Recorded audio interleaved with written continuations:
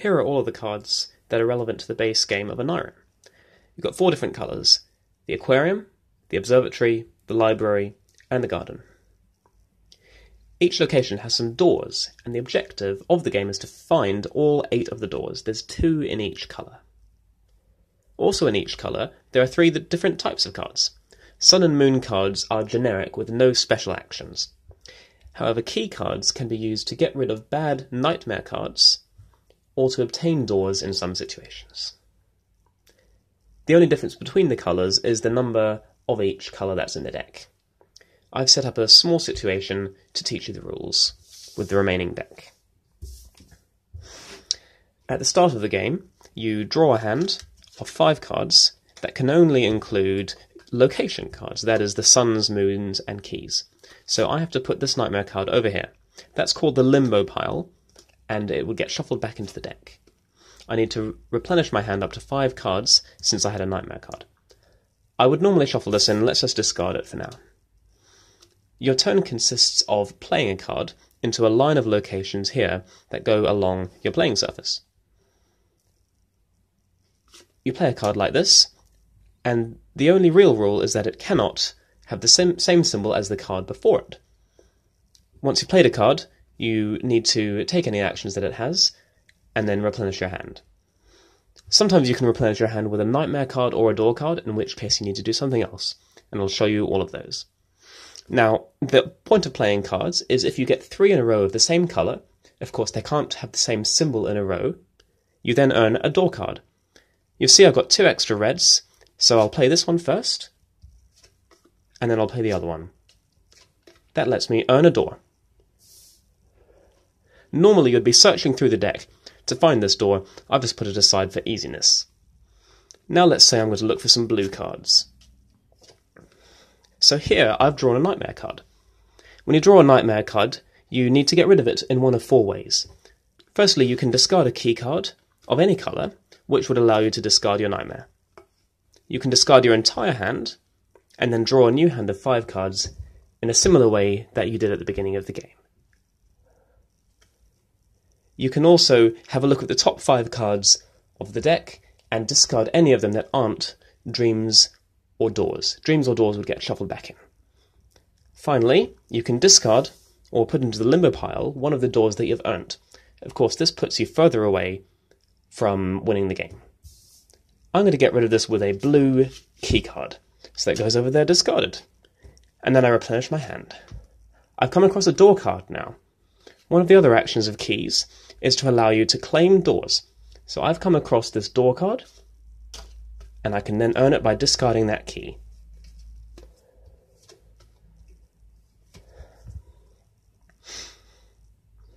The other possible action of keys, if we pretend this is a key, is that I would discard that key, and I would be able to look at the top 5 cards of the deck.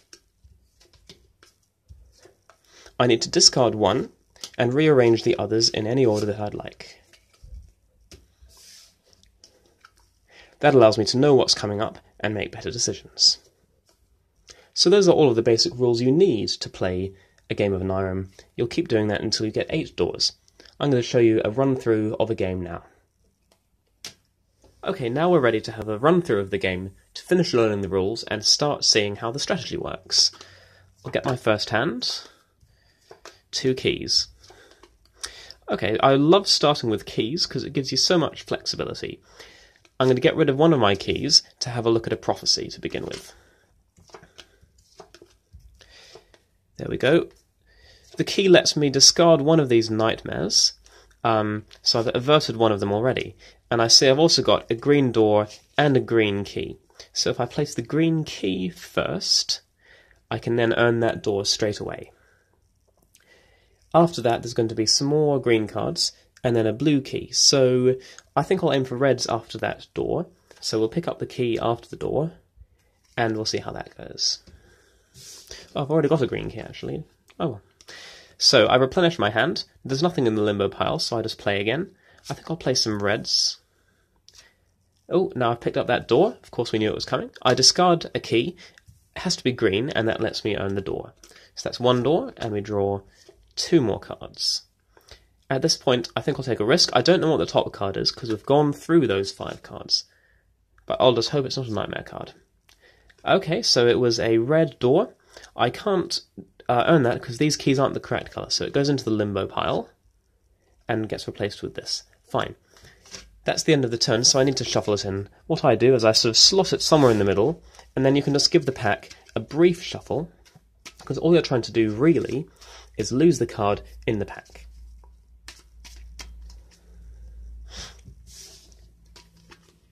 And then I'll continue by playing another key.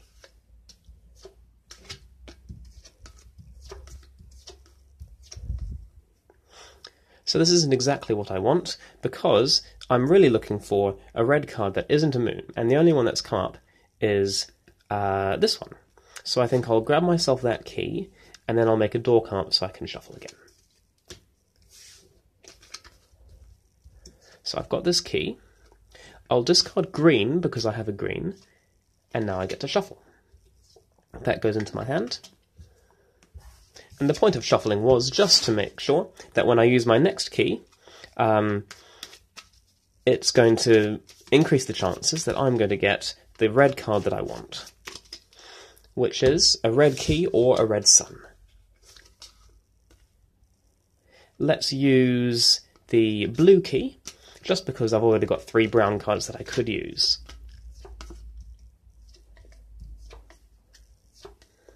We get rid of 1 nightmare, so I'm getting really unlucky with reds, and I think I'm going to switch strategies.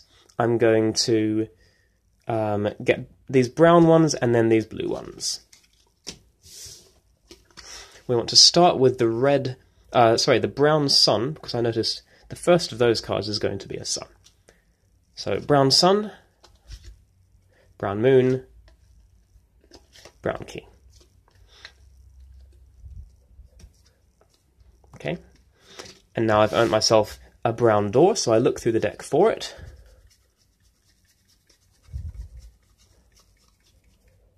And there it is. I try not to focus too much on the cards when I'm flicking through them, so that I can just give it a rough shuffle, and I'm not gaining any information by going through the pack. Whoopsie-daisy.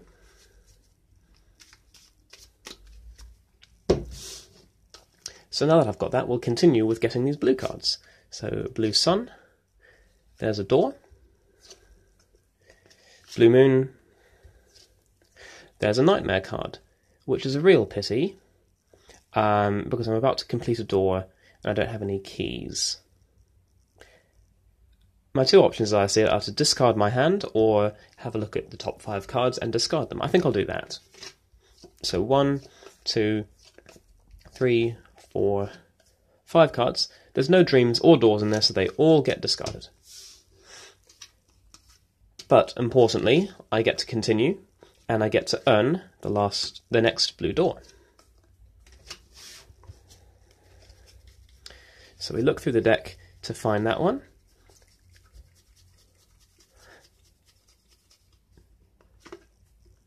And now we have 3 doors. And again, oh, I should have shuffled that in. And again, a rough shuffle because I wasn't looking at the position of any specific cards.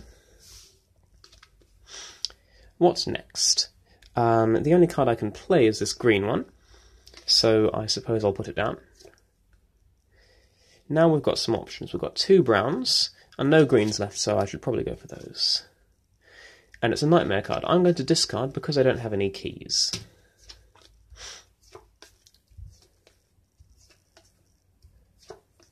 I've drawn 1 door, so we get rid of that and shuffle into the deck.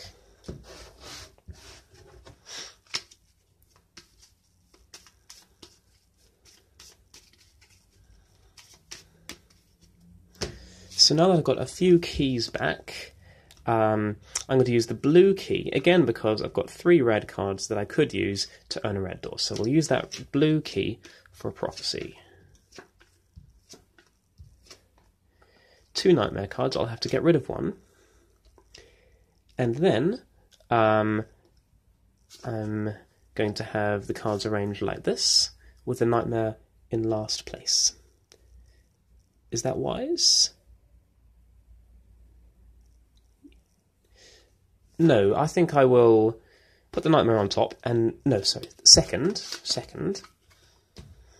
because I have to draw a card straight away, and then we'll use my other key to allow me to discard that nightmare card. And there's another one. Fantastic. Let us put it third,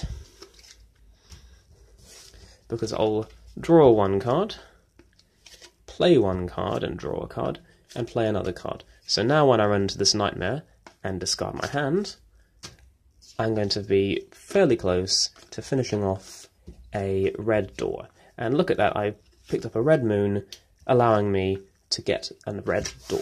So we've got one door of each colour. Once we search the deck, there it is. So one door of each colour, and we give them a light shuffle. Where to go from here? I think I'd like to keep my key, so I'll take a bit of a risk by playing another red card. And there's a door.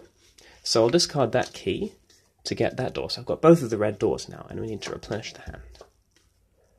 Right. Next on the agenda is probably best to use the key and have a look at some cards. Well, that's a pity. What I can do is I have to discard this and put these two on top, and we're going to have a little bit of an unknown afterwards. So we're going to draw. We're going to run out of blue cards soon, so I may as well play this moon. We come across a blue door like we knew we would, so we'll get rid of that blue key to get that door. And then we're going to replenish.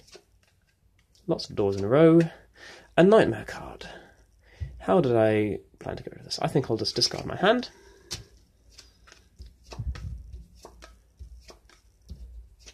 That goes into the limbo pile. Okay, not too bad at all. Now when I've got lots of cards in the limbo pile, I'm going to sort of slot them in at different points in the deck. And then, again, a rough shuffle, because all you need to do is lose them within the deck, because you put them in separated from each other already. So cards are lost in the deck. Still got a hand of 5 cards, and the blues are now less useful. So I'll get rid of one of those to start making space. Well, I've come across another nightmare card, and you'll start to notice that these nightmare cards become really intrusive and really influence the game pattern. I've got no keys, and I don't want to get rid of doors, so I'm going to discard my hand. And I think I'll probably lose this game of Onirim, because we're getting very near the end of the deck. Once the deck runs out, your game is over. And you lose. Okay, so we've replenished the hand, and we need to shuffle it. Now, look how small the deck is now. There's no way you're going to get 2 doors out of that.